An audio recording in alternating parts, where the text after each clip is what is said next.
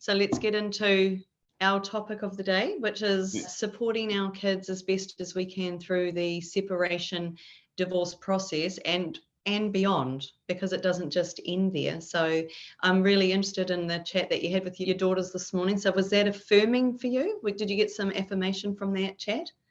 Yeah. And in fact, I probably learned some things that I didn't, maybe I wasn't considering. So some of the things that I was considering was every day. So I take my kids to school, and I'm a primary caregiver, a primary, whatever it is around the world. I'm primarily responsible for them. They live here, which may be unique in its own right for a man, but they do see their mother quite a bit. One of the things that we did prior to the divorce, and one of the things that I think is important to do, is be consistent.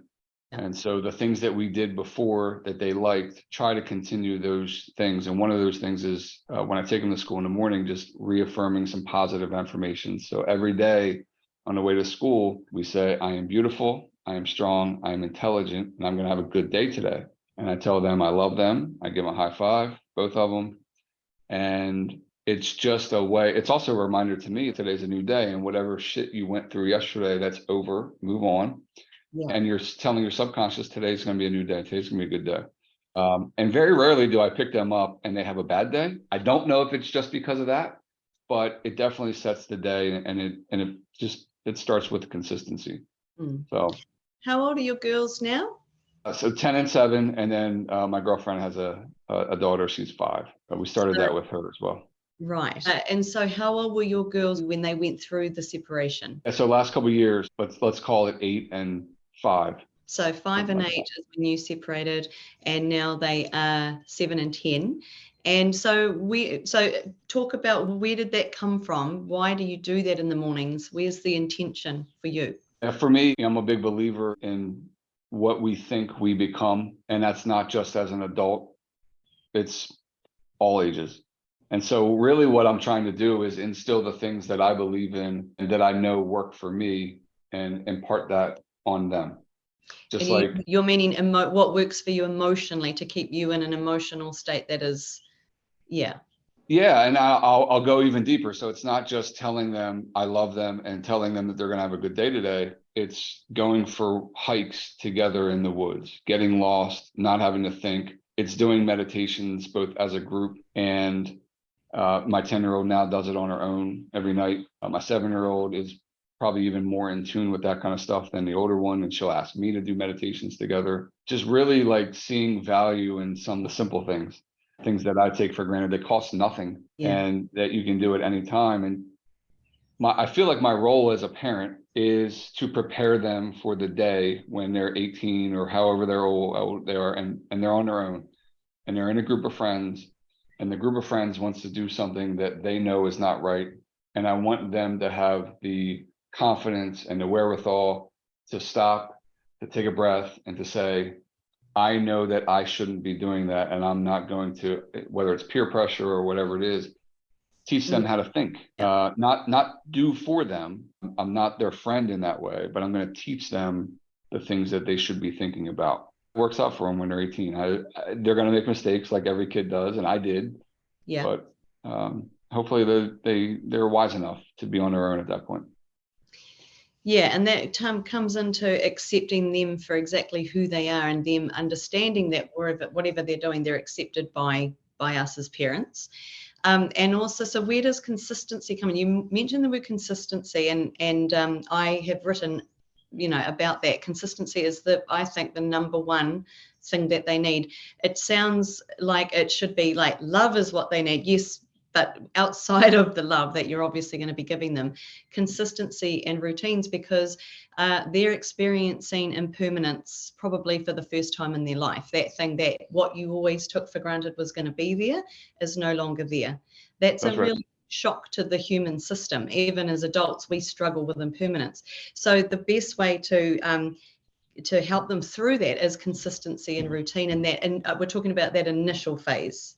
So how do you do that for your children, especially being the primary caregiver? So in a custody, their mum has some custody, but you have the most of the custody. That's right. So how did you provide consistency for them in the beginning? Yeah, so it is important, right? And loving is tell them that you love them, and yeah, that's sort of that's an easy answer, and that's a given, right? And any parent, um, most parents, let's not assume that all parents do it. Tell your kids you love them, Yeah. right? Yeah, I that's do it. I do it to the point where they're like, okay, I hear you, I love you too. Like, let's move on. Okay, great. Next is definitely staying consistent. Um, Prior to the divorce, over the course of a few years, my 10-year-old, this is the third home that she's been in. yeah. This is the one, two, three, fourth school that she's been in, and she just started school 5 years ago. Right, COVID, the whole thing, and online school, so maybe a sixth school. I was a teacher at home, and I was a cafeteria lady, and I did the whole thing here. So there's a lot Yes. of Yeah. inconsistencies. And so I didn't want the divorce to be another inconsistency. Obviously, it was going to be inconsistent for them because mommy was leaving. Mommy's getting her own place. But where they live and their bedroom and the posters that they hung up on their wall are not coming down. Yeah. I was sure I did everything I could to keep them in the same home, all through a refinance and do all that, and then keep them in the same school and keep them and me in the same routines of me taking them to school. So Yeah.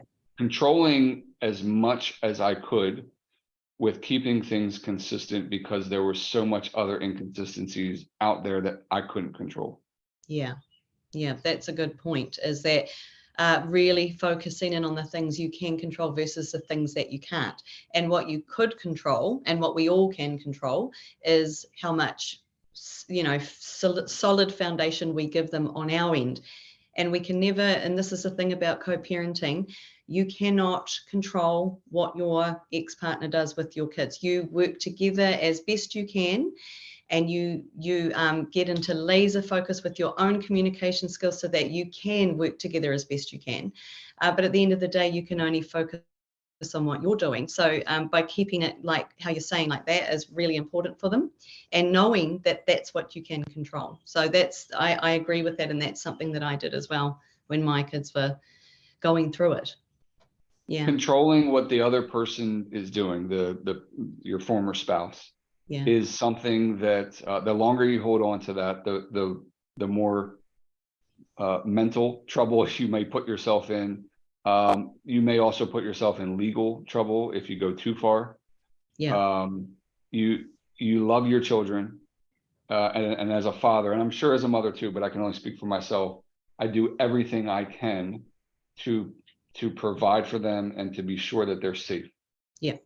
And there's a fine line between providing and making sure they're safe and trying to control things that you can't control, and you have to let, and that was one of the hardest things for me Yeah. in the very beginning, right? So especially when for me, my former spouse is in a new relationship, and so there's feelings there of like, well, are my kids going to be calling him daddy? Are they going to not love me anymore? Are they going to see me differently? Yeah. And holding on to those kind of feelings, in hindsight, they're irrational thoughts. Like, they know who mommy is, they know who daddy is. It doesn't matter who these other temporary or permanent people, if they get remarried, they know, and they love. It's almost, for now, while they're kids, it's an unconditional love. Yeah. And that's an irrational thought, but it was a big fear for me. And at that point, I almost wish somebody like this was saying that to me back then.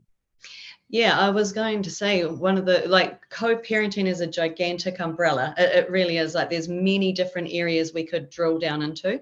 But if we're looking at that particular one, um, sort of we think about the kids, like, and how we feel. You're saying that you had that feeling of, if my spouse gets a new partner, will I be not in their hearts the way I was before? And that's a big one for a lot of people when they're going into that new co-parenting dynamic. You have a new partner too, so like, I guess your ex-spouse might even be thinking the same thing. Is she going to be their new mom? And has she ever expressed that? Do you talk to your ex-spouse about actually, that's a kind of a good question, how much communication do you have with your ex-spouse? That is a hard question to answer, and it's hard because it changes Yeah. somewhat frequently. I would say that we have a more than amicable relationship today, Yeah. but that wasn't always the case. You know, it doesn't matter how good of friends you were. I've known her since she was 14, I was 16, and dated for forever, and were married for 12 years. And in general, up until about a year and a half before the marriage ended, considered her my best friend, or one of my best friends. Yeah. It does not matter when you're going through a divorce. For me, it had to change from an emotionally attached relationship, a loving relationship, to, unfortunately, this is now a business arrangement. Yeah. And we've got to divide a house, we've got to divide retirement accounts, we got to go through all those motions. And on top of that, you're grieving the loss of your best friend or your marriage or whatever it might be. So I think it depends on who the partner is. So I've had two girlfriends, one now that I've been with for 18 months, and then another one almost right after the divorce that one day we should talk about, because I know one of the things that you talk about on social media is the rebound relationships. And even though they seem right, in my case, I do think it was right, but it was definitely one of those rebound type relationships. And that person, I think, was a little threatening to my ex, because she didn't have her own kids. She felt a level of attachment. Maybe she was a little bit overreaching. It all depends on who the person is and what sort of communication you're having. I don't know that most people are like this. I'm an open book. I'm honest. It's part of the reason why I enjoy doing this, because I don't have to hold back. I live a life of honesty and openness. And I would say to anybody that's listening, adopt, understand where you're sort of holding back, and where you're not being honest with yourself, and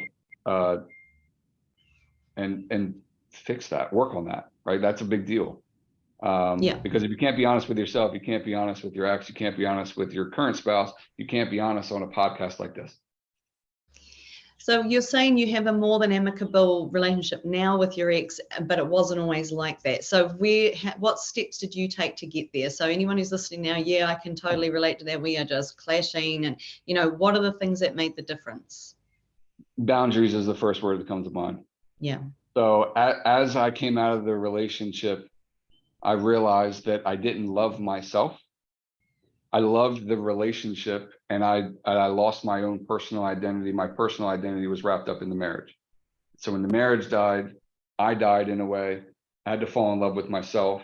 For me to fall in love with myself, I had to have a boundary with her. Yeah.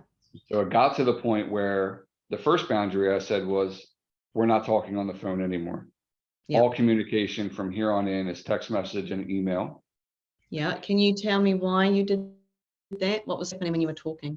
Because every conversation got emotional. Every conversation turned into a shouting match.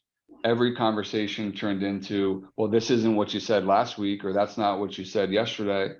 Now I have a record, not a legal record. I'm not presenting this to a judge, but if we have a disagreement, I have something to go back on. Yeah. That I can say, well, all right, well, look at last Tuesday at 11:23. We talked about this. This is what you agreed to. I also set a schedule for visitation that we worked on. Everything was documented somewhere. Right. And it wasn't so that we could say, I got you. It was so there was no confusion. Yeah. Because I don't want to think about it. We talked about this when we first started today's call. I don't want to think. I just want to do. And if I can just look at a calendar, or if I can look at an email or a text message, and I know exactly where I stand, I don't need to call you. I don't need to text you. We can change it whenever you want. We can figure that out.